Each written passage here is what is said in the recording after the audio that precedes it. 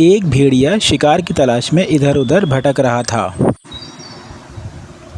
इधर उधर भटकते भटकते एक गार से उसका गुज़र हुआ, तो सोचा गार के अंदर जाकर देखता हूँ, क्या पता कोई बकरी अंदर आराम कर रही हो, जहाँ से ताज़ा गोश्त की महक आ रही थी।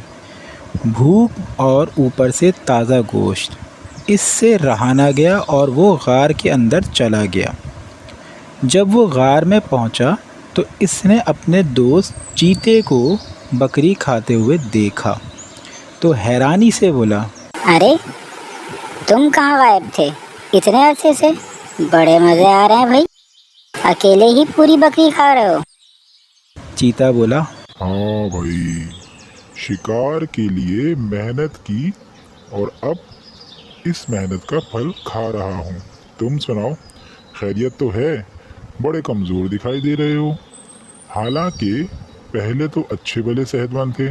भेड़िए ने कहा, क्या बताऊँ, तुम तो आसानी से शिकार करके खा लेते हो, मगर मुझे काफ़ी परेशानी होती है।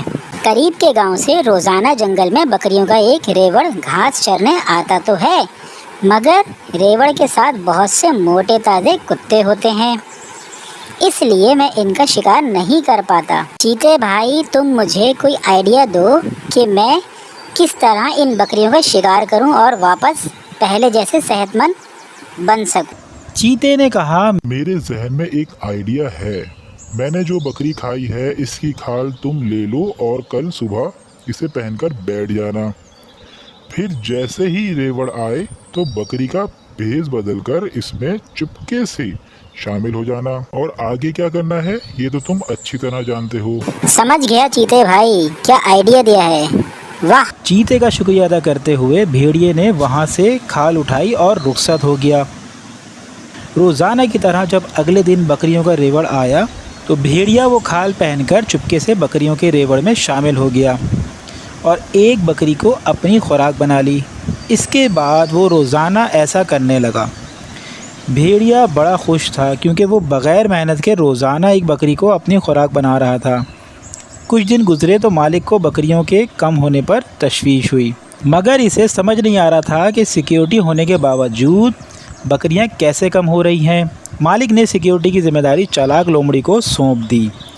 चालाक लोमड़ी चुपचाप रात को बकरियों के बाड़े में गई। जिस वक्त सब बकरियां आराम कर रही थीं, वो दूर से बैठी एक एक बकरी को बगौर देख रही थी। अचानक इसकी नज़र एक बकरी पर पड़ी जो एक आंख से सो रही थी। इस तरह कि एक आंख खोले दूसरी बंद कर ले और दूसरी आंख खोले तो पहली बंद कर ले।